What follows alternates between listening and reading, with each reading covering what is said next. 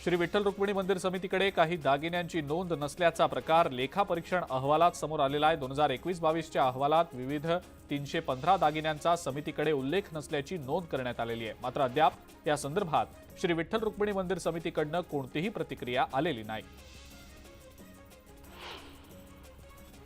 आज महाज्योती, सारथी आणि बार्टीचा पीएचडीसाठी fellowship मिळवण्यासाठीचा paper Chhatrapati Sambhajinagar, Kolhapur, Nagpur आणि पुणे या विभागाच्या ठिकाणी घेतला गेला। मात्र या परीक्षेत वेगळाच गोंधळ समोर आला।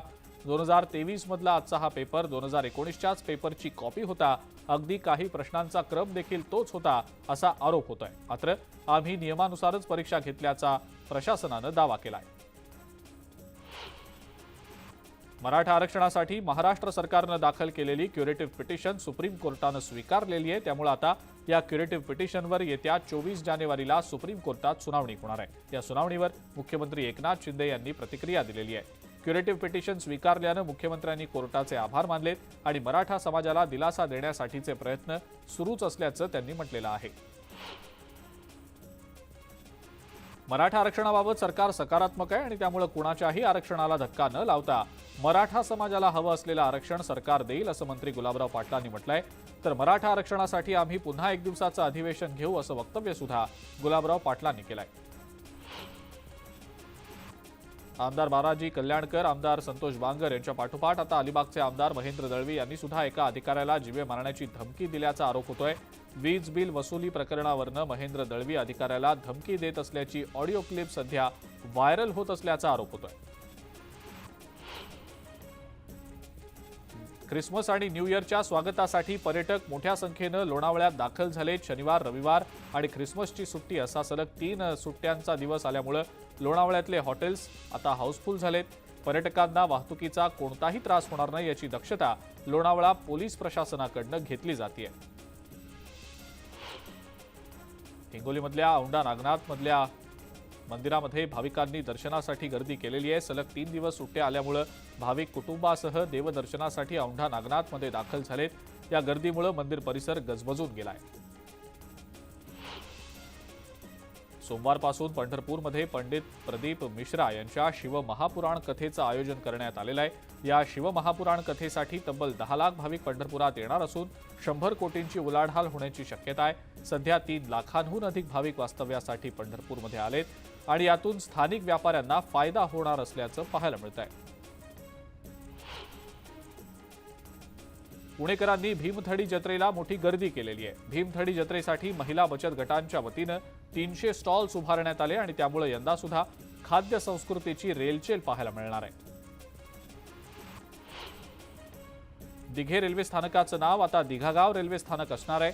रेल्वे स्थानकाचं नाव दिघेऐवजी दिघागाव असं व्हावं अशी स्थानिकांची मागणी होती आणि त्यामुळे या रेल्वे स्थानकाचं लोकार्पण रखडलेलं होतं। मात्र आता सरकारनं या स्थानकाचं नाव दिघेऐवजी दिघागाव करण्याचा निर्णय घेतलाय। मुंबईमधल्या चुनाभट्टी परिसरामध्ये गोळीबार झाल्याची घटना घडलेली आहे। जुन्या वैमनस्यातनं हा गोळीबार झाला असून या घटनेमध्ये एकाचा मृत्यू झालाय तर 3 जण जखमी झालेत। जखमींना उपचारासाठी रुग्णालयात दाखल करण्यात आलंय।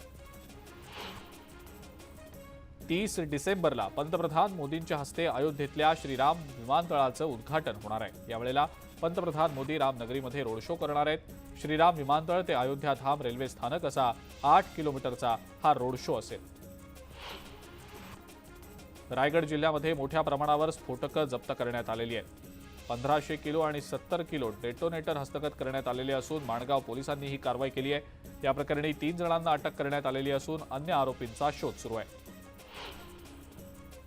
आरोग्यमंत्री तानाजी सावंत यांच्या ताफ्यातल्या एका कारला अपघात झाला। कोल्हापुरात पन्हाळा मार्गावर 3 कार एकमेकांना धडकल्यानं हा अपघात झालाय। सुदैवानं यामध्ये कोणालाही दुखापत झालेली नाही।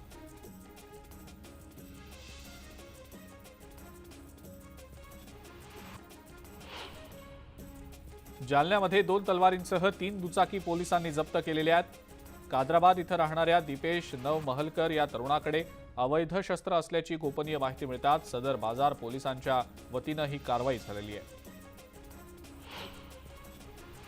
मराठा आरक्षणाच्या संदर्भात सरकार सकारात्मक असून मागासवर्ग आयोग अत्यंत वेगानं काम करत असल्याचं उपमुख्यमंत्री देवेंद्र फडणवीसांनी स्पष्ट केलंय.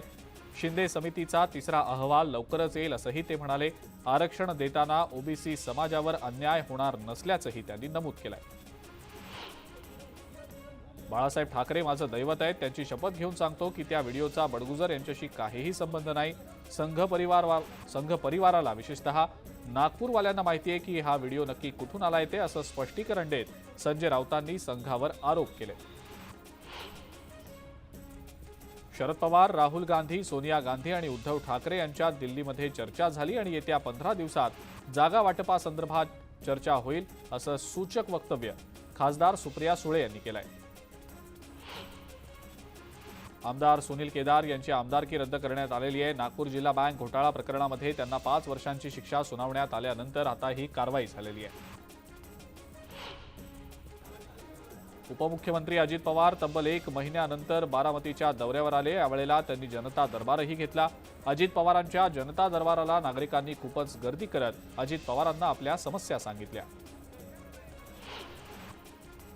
मुंबई पालिकेच्या वतीनं स्वच्छता मोहीम राबवली जाते आणि या अंतर्गत शहरातल्या 3 वॉर्डमध्ये मुख्यमंत्री एकनाथ शिंदे यांच्या प्रमुख उपस्थितीत स्वच्छता मोहीम राबवण्यात आलेली आहे. वरळी परिसरातनं या मोहिमेला सुरुवात झालेली आहे. गेल्या 2.5 वर्षात झालेला कचरा साफ करतोय असं सांगत मुख्यमंत्र्यांनी आदित्य ठाकरेंवर निशाणा साधलाय. अंतरवाली सराटीतनं निघेपर्यंत चर्चा करणार, अंतरवालीतनं निघाल्यानंतर चर्चा बंद आणि पुन्हा चर्चा करणार नाही असा थेट इशारा जरांगे पाटलांनी राज्य सरकारला दिलाय. त्याचबरोबर त्यांनी भुजबळांवरही हल्लाबोल केलाय. भुजबळांना आता महत्त्व देणार नाहीत, ते बधीर झालेत अशी टीका जरांगे पाटलांनी केली आहे. जरांगे पाटलांचा महाराष्ट्र दौरा सुरूच आहे, मात्र या दरम्यान त्यांना खोकला आणि अंगदुखीचा त्रास जाणवत होता आणि त्यामुळे डॉक्टरांच्या सल्ल्यानुसार जरांगे पाटील आता उपचारांसाठी छत्रपती संभाजीनगरमधल्या गॅलेक्सी रुग्णालयात दाखल झालेत. शालेय शिक्षणामध्ये पहिलीपासून कृषी शिक्षणाचा समावेश होणार आहे अशी घोषणा शालेय शिक्षण मंत्री दीपक केसरकरांनी दापोलीमध्ये केलेली आहे. भविष्यातली कृषी शिक्षणाची गरज ओळखून शालेय विद्यार्थ्यांना शिक्षणाचे धडे मिळावेत असंही त्यांनी म्हटलंय.